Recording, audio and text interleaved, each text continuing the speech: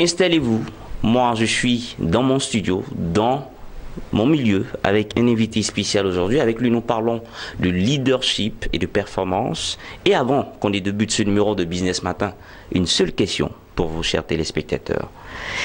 De quel calibre de personnes avons-nous besoin dans nos pays pour développer nos pays, mesdames et messieurs, aussi bien dans l'administration publique que dans le secteur privé? Et il est là pour en parler avec nous, Gilles Attaï. Gilles Attaï, bonjour. Bonjour. Comment est-ce que vous allez? Moi, je vais très très bien, merci. D'accord, c'est parti avec le jingle, ça tourne juste après ça.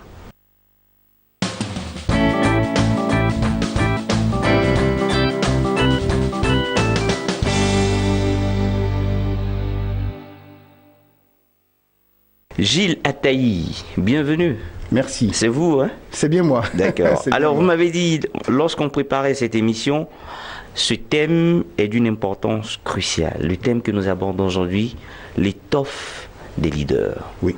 Leadership et performance. Oui. D'abord, leadership et performance, c'est deux mots, hein? Oui, absolument. Deux grandes notions. Oui.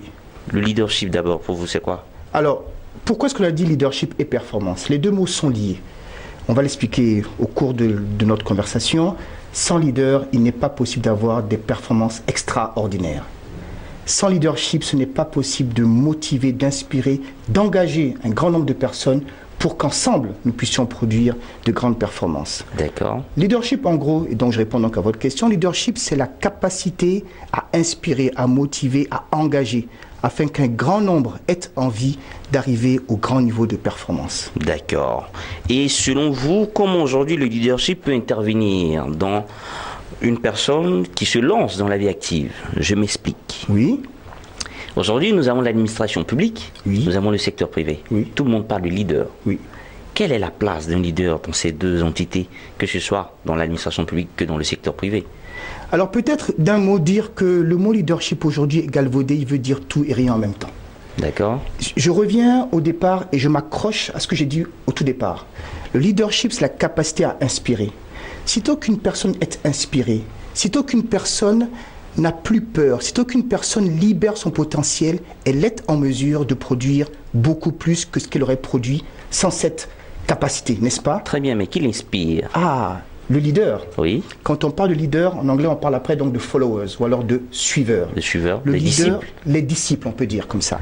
Eh bien, le leader, c'est cette personne qui engage ses suiveurs afin que ces suiveurs libèrent elles-mêmes leur potentiel et arrivent à des performances qu'elles-mêmes trouvaient insoupçonnées au départ. D'accord, donc Voilà. un leader, il a forcément des gens qui le suivent. Absolument. Mais ça dépend de ce qu'il transmet. Absolument. Et selon vous, qu'est-ce qu'il peut transmettre pour qu'il puisse avoir des disciples? Un Alors, exemple très simple, Oui, dites-moi. on a Jésus, Oui. qui est des disciples. Oui. On pourrait dire qu'il était leader. Ah, absolument. Absolument. Je veux juste éviter de rentrer dans la question religieuse, mais pour moi, C'est un exemple absolument, hein, pour les téléspectateurs. Absolument. Qu'est-ce qu'il peut transmettre aux gens? Qu'est-ce qu'il peut dire pour Alors, que les gens puissent le suivre? J'aime bien cette expression.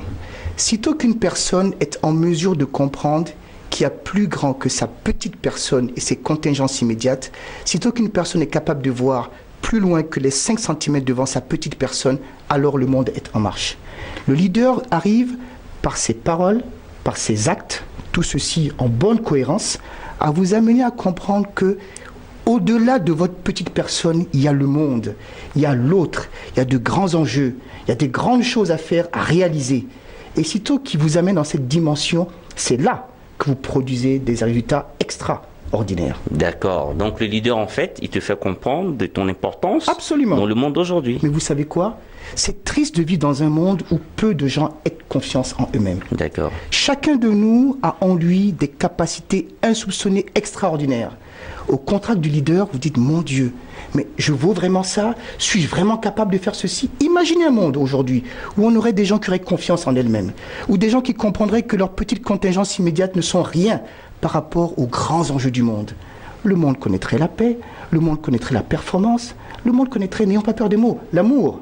La coopération sincère entre les personnes, c'est possible, mais il nous faut une masse critique de leaders qui pensent comme ça et qui agissent conséquemment. Très bien. À vous entendre, le premier point important, c'est la confiance en soi. Absolument, c'est important. Et cette confiance, c'est le leader qui l'incarne, Oui. qui l'inculque. Certaines personnes peuvent la trouver d'elles-mêmes, par la lecture, par le développement, par l'observation de son papa, l'observation de sa maman, l'observation de son fils ou de sa fille, qui devient pour lui un leader, qui l'amène à sortir sortir du petit noyau dans lequel il se pense enfermé et arriver à exprimer des choses qui sont beaucoup plus que ce qu'il aurait pensé qu'il était capable de faire. Très bien.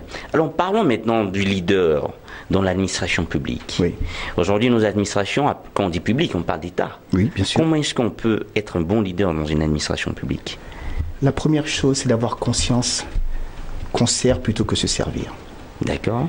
La deuxième chose, c'est de comprendre que chaque parole que l'on donne, chaque acte que l'on pose, a des répercussions bien au-delà de ce que vous êtes capable de voir. Et donc, conséquemment, agir pour servir une cause qui ne vous appartient pas simplement à vous, mais qui appartient à ce qu'on appelle la population. Effectivement. Si, dans nos administrations, et je ne veux pas pointer une administration en particulier, si dans nos administrations, nous avions des gens qui comprenaient que leurs actes avaient des répercussions, deuxième, troisième, quatrième, cinquième, dixième échelon de ce qu'ils font, peut-être que ces personnes agiraient conséquemment. Donc pensez qu'un leader dans l'administration publique doit plus être axé, doit plus faire attention pour les téléspectateurs à ses actes. Absolument. Faire attention au service ce qu'il donne, accueillir l'administré avec un sourire, répondre à ses questions, l'écouter, lui trouver une solution à laquelle il n'a pas pensé. Lorsque quelqu'un se présente à vous, vous demande un service, notamment quand on va dans nos tours administratives, qu'on veut un papier, c'est parce qu'on ne sait pas. Je me présente devant vous, c'est parce que je ne sais pas. Si je savais pourquoi vous parlerez, je vous pose une question. Eh bien, j'espère simplement qu'en face de moi, la personne qui me donne la réponse est consciente du fait que sa réponse va influer beaucoup de choses. J'ai besoin de ça pour travailler, j'ai besoin de ça pour élever ma famille, j'ai besoin de ça pour aimer les gens qui sont autour de moi. Vous êtes la clé, monsieur, madame à l'administration, donc donnez-moi la clé, la solution à laquelle j'ai besoin. Parlons maintenant du grand E, l'entreprise. Oui. La place du leadership dans l'entreprise. Oui. Nos entreprises sont habituellement dirigées par des directeurs généraux, des managers, des CEO. Et aujourd'hui, il y a une nouvelle donne qui arrive encore. On parle d'entrepreneurs, d'entrepreneuriat. Oui. Donc, quelle place, du moins, quelle corrélation entre le leader, le manager, c'est-à-dire, puisqu'on parle maintenant d'entreprise, et de l'entrepreneur, c'est-à-dire de celui qui crée une nouvelle entreprise. Bien sûr. Je ne sais pas si vous me comprenez. Je comprends parfaitement votre question. Je vais peut-être commencer sur le groupe des trois. Donc, vous avez dit leader, manager, entrepreneur. Je vais peut-être commencer par les deux premiers, leader et manager. Le manager, on en a besoin, mais c'est très opérationnel. Il a besoin du leadership. Ah oui, il est peut-être inspiré par le leader pour agir. Mais le manager, il est opérationnel, il visse, il fait les choses. Il exécute parfaitement ce qu'il doit faire. Le leader inspire. Ce n'est pas la même chose. Un leader peut être un excellent manager. Un excellent manager n'est peut-être pas forcément un leader. Voilà. Donc ça, je mets ça de côté. On pourrait dire que c'est un proverbe à signer Gilles Attali. Je veux bien le prendre, mais je suppose que beaucoup de gens l'ont compris et le disent bien avant moi. D'accord. Maintenant, l'entrepreneur, je vous dirais, c'est peut-être le summum de l'entreprise. L'entrepreneur, c'est la personne qui engage ses ressources, son savoir à la cause de quelque chose. Il investit, il risque. Il y a beaucoup de qualités pour être un entrepreneur. Effectivement. Si c'était aussi facile, tout le monde serait entrepreneur. Ouais. Alors, l'entrepreneur, il est forcément minimum un manager. Parce qu'il est conscient qu'il doit faire à la perfection ce qu'il est censé faire. Il est engagé. Et il peut également devenir un leader. Un leader. Parce que plusieurs personnes vont à l'entrepreneuriat. C'est une des 6 causes auxquelles je pense quand on devient entrepreneur. On devient entrepreneur, une des 6 causes, c'est parce qu'on a vu d'autres entrepreneurs réussir, gagner leur liberté et faire des choses qui plaisent. Donc l'entrepreneur, même s'il est un bon manager, devrait également réaliser qu'il a une obligation de leadership dans la société. Donc voulez-vous dire qu'aujourd'hui, puisque nos États prônent une nouvelle donne d'entrepreneuriat, tout le monde, tous les États ont désormais des ministères axés sur l'entrepreneuriat national, voulez-vous dire qu'il va falloir d'abord former nos jeunes au leadership, à une certaine étoffe de leader?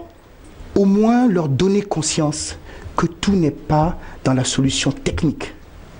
Tout n'est pas dans le savoir. Si vous êtes médecin, Jean-Paul, pourquoi être médecin au 3e ou 50e degré? Vous êtes médecin, c'est bien. Mais non, j'aimerais que comme médecin, vous fassiez ce que sont les devoirs de votre position courante. D'accord? Si vous êtes avocat, c'est bien d'avoir 36 000 diplômes d'avocat ou de ce que vous voulez, mais à la rigueur, sur ce que vous avez, faites bien ce que vous avez à faire. Il faudrait que nos curricula scolaires intègrent quelque chose qui permette à l'élève puis à l'étudiant qui demain va être un agent dans le développement de son pays, de comprendre qu'il n'y a pas que les résultats scolaires, il n'y a pas que la science et la technique, également l'homme. Il est important que l'on comprenne qu'il faille remettre l'homme au centre de chacune de nos préoccupations.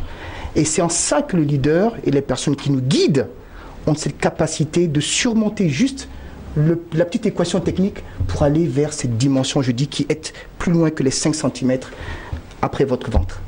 Alors Gilles Attaï, aujourd'hui, que pourrons nous dire de vous? Vous êtes motivateur, vous êtes conférencier, vous êtes leader? Ça c'est intéressant. Ou vous formez des leaders?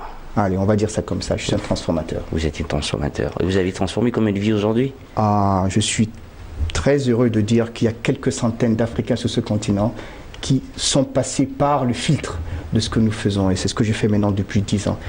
Mais c'est bien de se rappeler que je fus quand même en entreprise pendant 22 années et qu'aussi aujourd'hui comme entrepreneur, je dirige un groupe de cabinets depuis 10 ans. J'ai quand même été un bon serviteur en organisation. Et il est important que dans notre monde, il n'y ait pas que des entrepreneurs, qui est également des gens qui travaillent régulièrement en entreprise. Voilà. Mais on peut avoir une attitude d'entrepreneur même dans l'entreprise. Même dans l'entreprise. Ah oui, oui. Et ici, on a cette culture de leadership dans l'entreprise. On devient forcément entrepreneur. Absolument. Ouais. Absolument. Moi, je voulais vous poser une question. Dites-moi. Il va falloir répondre aux téléspectateurs réellement. Hein. C'est pas trop personnel, j'espère. Vous avez eu pour modèle qui pour que vous soyez leader? Je vais vous dire, je vais peut-être vous citer 2 ou 3 modèles. Incontestablement, mon père et ma mère. D'accord. Et ce n'est pas de la politique, non, incontestablement. Moi, j'ai vu mon père faire des choses, j'essaie de l'imiter, j'y arriverai pas encore, mais je ne sais pas. Mais en tout cas, je travaille à imiter mon père. Ma mère, mon premier leader, absolument également. Je sais ce qu'elle a fait pour moi, je sais tous les efforts qu'elle a déployés pour que je sois le fils qu'elle a voulu que je sois. Je ne sais pas si je suis arrivé, mais paix à leur âme, que Dieu les reçoive et les ait acceptés dans son royaume. Actuellement, ils sont partis. Ce sont les 2 premiers. Le troisième que je dis, peut-être parce que c'est quelqu'un que j'ai touché de près, le docteur Mohamed Ibrahim, grand fondateur, le fondateur de Celtel, immense personne, mais d'une générosité absolue. Grâce à moi, j'ai pu commencer ce que j'ai commencé, et je pense que je suis un de ses enfants spirituels quelque part, et que j'essaie de porter aussi plus loin ce que j'ai eu de lui, voilà. Donc dans mon équipe, j'essaie de transmettre ceci. Donc aujourd'hui, on va dire le follower, le disciple est devenu à son tour leader. Voilà.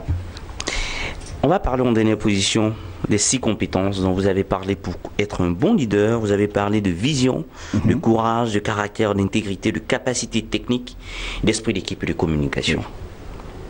Alors peut-être comment est-ce que j'y suis arrivé? J'ai voulu comprendre... Est-ce que les 6 compétences, d'abord, toutes elles sont inhérentes, toutes elles sont liées, ou il y a d'abord... Elles sont liées, oui, certainement, mais il est important de les distinguer. Alors vous avez dit la vision, le courage de caractère, l'intégrité, la compétence technique, la capacité technique, l'esprit d'équipe et la communication. Ça commence peut-être par la vision. Quelqu'un qui voit, qui sait où est-ce qu'il veut aller, est capable d'embarquer dans ce qu'il fait d'autres personnes. Et c'est une compétence essentielle pour diriger et pour être un leader d'inspiration positive. Le courage et le caractère à mettre au service de la vision, c'est bien d'avoir la vision, mais si vous n'avez ni le courage ni le caractère pour pouvoir exécuter votre vision, ça tombe à l'eau. Absolument. La troisième, l'intégrité, c'est pour moi la pierre angulaire du leadership. Vous ne suivrez personne, sauf si vous avez peur d'elle, si vous ne voyez pas en elle un minimum d'intégrité, une adéquation parfaite entre ses paroles et ses actes. Une certaine loyauté. Absolument. Même si ça passe pas, on est toujours fidèle. Hein. Capacité technique, il faut savoir de quoi on parle. D'accord? Esprit d'équipe, on ne travaille pas pour soi seul, mais on travaille pour un groupe de personnes. On ne veut pas monter seul, on veut faire monter d'autres personnes en même temps. Et puis finalement, la communication. Si vous avez tout ceci, mais vous ne pouvez pas communiquer ce que vous avez à dire, ce serait peut-être un peu difficile. Non, vous voulez dire quoi? Les 6 sont importantes. Si vous me demandez de choisir une parmi celles-ci, je ne suis pas. Je ne suis pas sûr que je sois capable. Je vous dirais peut-être, si vous insistez, si vous me torturez, je vais peut-être vous donner juste la vision. Donc, vous pensez que le respect de ces 6 compétences font d'une personne un bon leader? Je crois parce qu'il y a quand même des leaders atypiques, non? Non, alors peut-être que... Non, alors oui, c'est bien comme question, merci. Personne n'a une dose massive de ces 6 compétences. Impossible. Mais certaines personnes ont un excès extraordinaire, certaines de ces compétences qui leur permettent de faire les choses. Certaines personnes sont des grands communicateurs, mais peut-être pas des gens courageux ou très intègres. Bon, on parlera dans l'histoire, il y a des grandes personnes qui sont des immenses leaders, transforment des foules, les amènent à faire beaucoup de mal. Communicateurs exceptionnels, mais intégrité below zero. D'accord, donc on comprend ça. Voilà. Merci d'être venu. Mais c'est moi qui vous remercie. Gilles Attaï, Merci. J'espère que le plaisir il est partagé avec les Il téléspectateurs. est super partagé. J'espère que vous avez aimé ce dont on a parlé aujourd'hui. Leadership et performance. Exactement. Il faut chercher à être un bon leader et cela demande 6 compétences que je vais encore rappeler. Une vision, courage et caractère, intégrité, capacité technique, esprit d'équipe et une bonne communication. Merci de nous avoir suivis. Business Matin. Comme d'habitude, j'ai été content. Vous aussi, non? Ah, absolument. J'étais ravi. Super émission. On refait ça bientôt. On refait ça bientôt. Ciao, ciao. Et puis à la semaine prochaine. Au revoir. Merci. Merci à vous.